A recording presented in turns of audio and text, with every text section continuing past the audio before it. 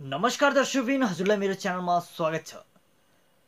साथीहरू, आज म हजुरहरूलाई यस्तो घटनाको बारेमा बताउन गइरहेको छु जो कि मेरो एउटा साथीले नि भोगेको र हाम्रा नेपालमा हुनुभएको हजारौँ दसौँ हजार साथीहरू त्यस्तोमा परेर इन्डियामा लगेर हाम्रो दाजुभाइ दिदीबहिनीहरूलाई कसरी ठगिरहेका छन्, के वातावरणले ठगिरहेका छन्। मेरो एउटा साथीले मलाई बताएको स्टोरी हो जो कि खासमा उसले भोगेको नै हो र कसरी उसलाई लगे, कसरी उसलाई ठगे, यो भिडियोमा म हजुरहरूलाई सम्पूर्ण जानकारी दिनेछु। साथीहरू, यो भिडियोलाई स्किप नगरिकन एकपटक सानो समय दिएर हेरिदिनु होला।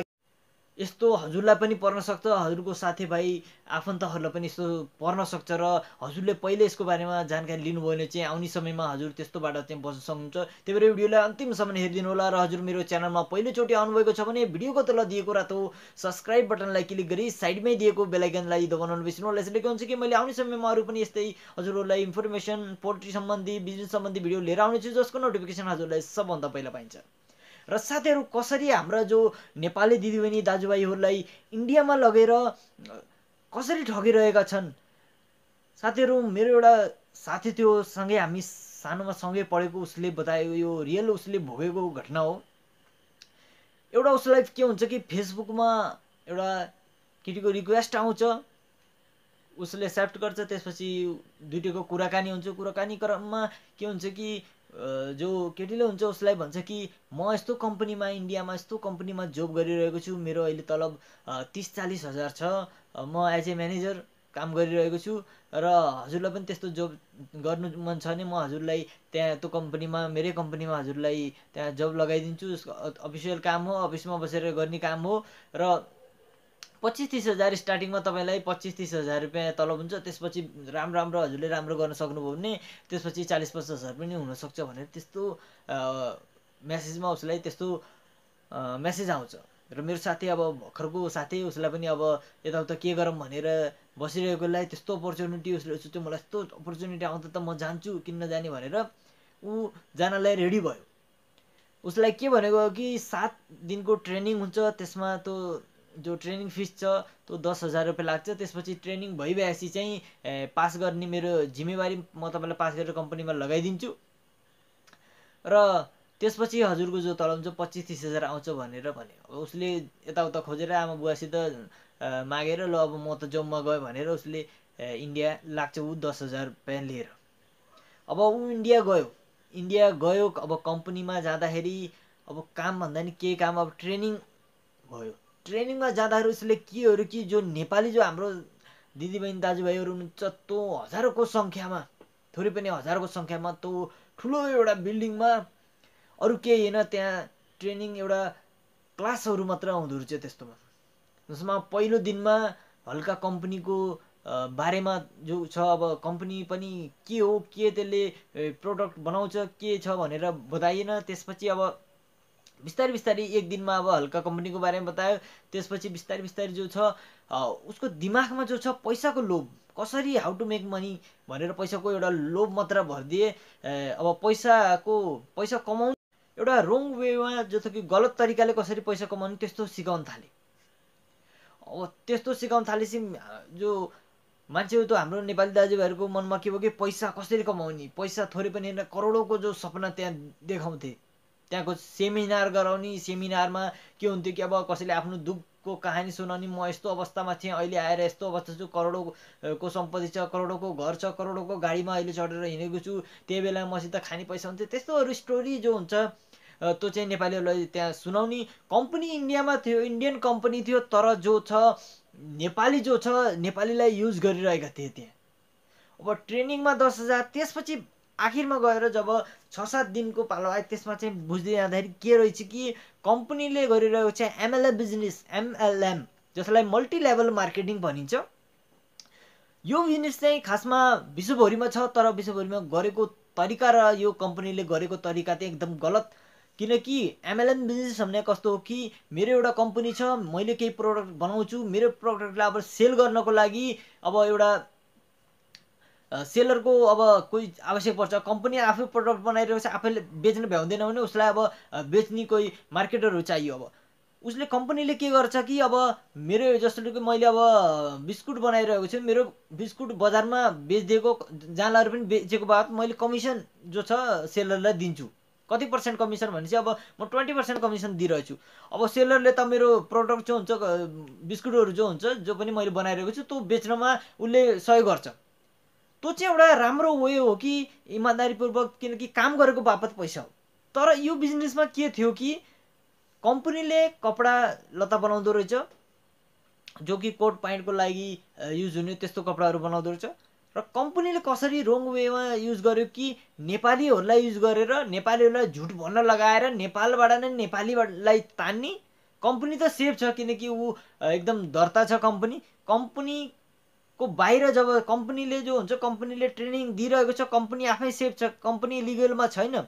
तर जसले काम गरिरहेका छन् त्यो चाहिँ गलत तरिकाले गरिरहेका छन्। नेपालमा आएर नेपालीलाई यतिको जागिर लगाइदिन्छु, यस्तोमा कम्पनीमा हो, यति तलब आउँछ भनेर उता तानिन्छ। तानेपछि 10,000 रुपियाँ ट्रेनिङ। त्यसपछि अब म हजुरलाई बताउँछु के हुँदो रहेछ भने अब 7औं दिन आसी त्यहाँ के हुँदो रहेछ कि अब सेमिनार हुने, अब लास्ट क्लास हुँदो रहेछ 7औं दिनमा चाहिँ। त्यो दिनमा के भनिँदो रहेछ कि अब हजुरले जो छ प्याकेज हुँदो रहेछ कि अब त्यहाँ अब लत्ता कपडा किन्ने प्याकेज एउटा बनाएको हुँदो रहेछ। उनीहरूले के सिस्टमले बनाएको हुँदो रहेछ कि 25,000 को प्याकेज किन्ने कि 75,000 को किन्ने कि 1 लाख को प्याकेज, 3टा प्याकेज बनाएको हुँदो रहेछ। त्यसमा चाहिँ अब जुन किन्ने अब 25,000 को हामीले किन्ने हो त्यसपछि अब हजुरले चाहिँ अर्को चेन बनाउनु पर्ने। जस्तो कि अब मेरो साथी उहाँ गयो, साथीले अब 25,000 को किन्ने कि 75,000 को किन्ने कि 1 लाख को किन्ने। अब साथीले 25,000 को किन्यो भने उसलाई चाहिँ अर्को जो अब साथीले पनि त्यस्तै गरेर झुट भनेर अब कता कताबाट मान्छे लगेर उहाँ लान पर्यो।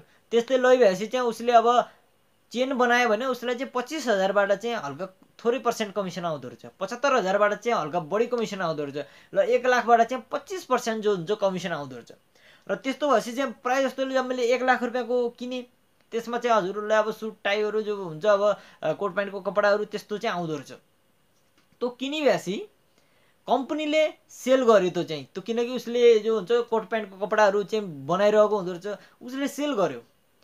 अब मार्केटरहरू को भयो कि हाम्रा नेपाली दाजुभाइहरू कि एकअर्कामा बेच्नमा व्यस्त भयो। किनकि 25% अब 1 लाखबाट 25% भनेपछि त अब एउटा मान्छे बनाएपछि 25,000 रुपियाँ आयो। अब त्यस्तोमा लागि पर्छन् कि अब कसरी झुट बोलेर कसरी अब फटागिरी गरेर चाहिँ नेपालीहरूलाई जो हुन्छ उहाँ पुगाउने। अब 25,000बाट तपाईँको अब एउटा मान्छे नबनाउन सकिनु यो ट्रेनिङको जो 10,000 रुपियाँ छ त्यसबाट पनि तपाईँको के हुन्छ 20% खान पाउँदो रहेछ, त्यसबाट पनि 2,000 आउँदो रहेछ। त्यही भएर कसरी तान्ने हो, कसरी झुट भनेर नेपालीहरूलाई कसरी इन्डियामा लाने भन्ने प्रयास हुँदो रहेछ। अब कुनै त के हुन्छ कि हामी अब यस्तो चाहिँ धेरै साथीहरूले भोगिरहनु भएको रहेछ। साथीहरू हजुरहरूमा पनि यस्तो अवस्था आउन सक्छ, हजुरहरूलाई पनि यस्तै मेसेजहरू हजुरलाई पनि यस्तै कुरा भनेर इन्डिया जाम यस्तो काम छ भनेर लैजान सक्छ। हामीले के बुझ्नु पर्यो साथीहरू, किनकि जस्तै सुकै पढेर पनि हामीले 20-25,000 को जागिर पाउनु भने एकदम ठुलो कुरा हो। तर फोकटमा हामी त्यसमा केसम्म भनिदो रहेछ कि पढाइ त्यहाँ मायने राख्दो रहेछ। 1 कक्षा पनि नपढेकोले पनि त्यहाँ गर्न मिल्ने भनेर तपाईँ 5 कक्षा पढ्नुभएको पनि मिल्छ, तपाईँ 10 कक्षा पढ्नुभयो भने त्यहाँ त्यस्तो जागिर अफिसियल काम गर्न मिल्छ भनेपछि त अब जो पनि त्यति लाग्छ। किनकि अब हामी राम्रो नपढेकोलाई जागिर पाउनु एकदम गाह्रो हुन्छ। हामी फ्री बसिरहेको अवस्थामा त्यस्तो हामीले त एउटा ठुलो अपर्च्युनिटी एकदम राम्रो अपर्च्युनिटी आयो भनेर हामी त्यतातिर लागिन्छ। र त्यसरी नै हामीलाई इन्डियामा लगेर त्यस्तो कम्पनीले आफ्नो बिजनेस गर्नको लागि हामीलाई कसरी युज गरिरहेको छ इन्डियन कम्पनीले। साथीहरू त्यस्तोसम्म गर्छन् र यस्तो धेरै साथीहरूले भोग्नु भएको छ। एउटा 1 लाखको प्याकेज भनेपछि त आइसी 1 लाख हो साथीहरू, नेपाली पनि होइन। आइसी 1 लाख भने 1,60,000 चाहिँ नेपाली हुन्छ, जो कि हामीले अब भर्खरका केटाहरूले जो हुन्छ आमा बाउलाई गाह्रो गरेर रोए कराएर पनि म यसो गर्न लाग्छु तैँले मलाई अब गर्न दिनुहोस्, मलाई गरी खान दिनुहोस् भने हामी जो हुन्छ आमा बाउलाई फोर्स गरिन्छ। किनकि हाम्रो आमा बुवा हुनुहुन्छ उहाँ त अब हल्का बुझेको हुनुहुन्छ, किन बुझ्नुभएको हुनुहुन्छ उहाँले त अब त्यस्तो हुन सक्दैन, यस्तो बढी पैसा चाहिँ जागिर कसले दिन्छ होला भन्ने सोच्छ। तैपनि यताउता फोर्स गरेर चाहिँ उसले हामीले जो हुन्छ पैसा जो नेपाली साथीभाइहरू पैसा लगेर त्यस्तो गर्नुभएको रहेछ। मेरो साथीले भोगेको घटना र मेरो साथीले मलाई त्यस्तै उसले पनि अब ऊ पनि उहाँ अब त भइसक्यो कम्पनीसित र उसले पनि मलाई मेसेज गर्यो, साथी इन्डियामा यस्तो राम्रो कम्पनी छ, मैले पनि अब त्यहाँ आबद्ध भइसकेको छु त्यो कम्पनीमा, र अब तपाईँ जानुपर्छ, 25-30 हजार जागिर छ, एकदम राम्रो छ, अफिसियल काम हो। उसले पनि सेम जो प्रोसेस त ममा लागू गर्न खोज्यो। र अहिले म पोल्ट्री फार्मिङ गर्दैछु। आजभन्दा लगभग 5-6 महिना पहिलेको कुरा हो, लकडाउनभन्दा पहिलेको कुरा हो। र उसले मलाई त्यसरी फोर्स गर्यो, र मैले भने कम्पनीको नाम के हो डिटेल भनेर भने। उसले मलाई कम्पनीको नाम भन्नमा वेबसाइटहरू, अब कम्पनी छ भने त त्यसको केही अब नेटमा अब विज्ञापन होला, त्यसको वेबसाइटहरू होला, के होला भने मैले सोधेँ भनेपछि उसले खासै नाम राम्ररी त्यसले कुरा टार्न खोज्यो कि होइन भने मैले उसलाई सोधेँ कुन कम्पनी हो, के गर्छ, के काम छ भनेर पुरै डिटेल लिँदाखेरि उसले सबै कुरो मलाई जो हुन्छ झुट भन्यो कि कम्पनी यस्तो हो, हामी अफिसियलमा बस्ने हो, यसो हामीले अब डिटेलहरू के अब हामीले सेल गरेर त्यो डिटेल मात्र राख्ने हो, तल पनि त्यस्तै अफिसमा म काम लगाइदिन्छु, म अहिले राम्रो काम गरेको छु, अहिले म 25-30 हजार रुपियाँ कमाइरहेको छु, तल पनि स्टार्टिङमा 20-25 हजार हुन्छ भनेर मलाई भन्यो। मैले सोचेँ फेरि, अनि अब 25-30 हजार खानको लागि पनि एकदुईवटा राम्रो पोस्ट गर्नको लागि पनि एज ए अब एकाउन्टेन्ट गर्नको लागि पनि जो हुन्छ पढाइ जो हुन्छ राम्रो गरेको हुनुपर्छ। मैले भने म त भर्खर म त 12 मात्र पास छु, मलाई कहाँ त्यस्तो जब पाइन्छ होला। मैले भने उसले भने 12 होइन, या त 10 नपढेकोलाई पनि जब हामीले गर्न सकिन्छ भन्यो। त्यसपछि मैले हल्का बिच यसो शङ्का लागेर मैले फेरि कम्पनीको उसलाई सोधेँ कम्पनी कुन हो भनेर सोद्धाखेरि उसले झट्टाएर एउटा कुनै कम्पनीको नाम लिए। मैले यसलाई नेटमा सर्च गर्ने कोसिस गरेँ, कतै मैले त्यस्तो कम्पनी भेटाएन। र मैले उसलाई भने के हो खासमा कुरा, कस्तो के हो काम, साँच्चीकै भन् त, किन झुट भनिरहस्, मैले त कम्पनी सर्च गर्दा कतै भेटाएन भन्दाखेरि उसले मलाई हल्का हल्का आफ्नो जो यस्तो यस्तो भयो भनेर भन्न खोज्यो। मैले भने यस्तो फटा गरेर त्यस्तो नगर, बरु पैसा गयो त गयो, आफ्नो जो हुन्छ इज्जत पनि जान्छ। तैँले एउटा मान्छेलाई लैस भने तेरो कति इज्जत जान्छ भनेर मैले उसलाई राम्ररी सम्झाएँ। किनकि अब झुट भनेर उहाँ लानु भन्दा अब आफ्नो कति इज्जत जान्छ। किनकि अब साथीहरू आफ्नै आफन्तहरूलाई अब आफ्नो साथीहरूलाई लग्यो भने पछि गएर यसले गर्दा म यस्तो भएँ भन्ने दोष लाग्छ। मैले त्यसलाई सम्झाएँ। त्यसपछि उसले आफ्नो जो उसले भोग्यो, जो कसरी त्यसलाई इन्डिया लगे, कसरी म्यासेजबाट त्यसलाई फसाएँ, कसरी लगेर अब इन्डियामा के ट्रेनिङ दिए, त्यस सम्बन्धी उसले सबै कुरा मैले भन्यो। र मैले त्यही भएर नेपालमा उसले भन्यो कि नेपालीको जो सङ्ख्या छ हजार होइन 10,000 हजारको सङ्ख्यामा नेपालीहरू छन्। एउटा अपार्टमेन्टै ठुलो अपार्टमेन्टहरूमा सबैमा जो भाडामा छ त्यो नेपालीहरूलाई राखेको छ र त्यसरी। र साथीहरू सोच्नु सक्नुहुन्छ कति एउटा मान्छेले अब 10,000 रुपियाँ त ट्रेनिङमा लैरहेको छ, 10,000जना गयो भने हजुरले आफै बुझ्नु सक्नुहुन्छ कति पैसा जो छ इन्डियन कम्पनीले त्यो ट्रेनिङ भनेर एउटा बिजनेस भनेर कसरी ठगिरहेको छ। र त्यसपछि प्याकेज 25 हजारको, 75 हजारको, 1 लाखको, अब 10,000 हजारमा पनि अब 1 हजारले पनि त्यो प्याकेज किन्यो भने कम्पनीलाई कति फाइदा भइरहेको छ।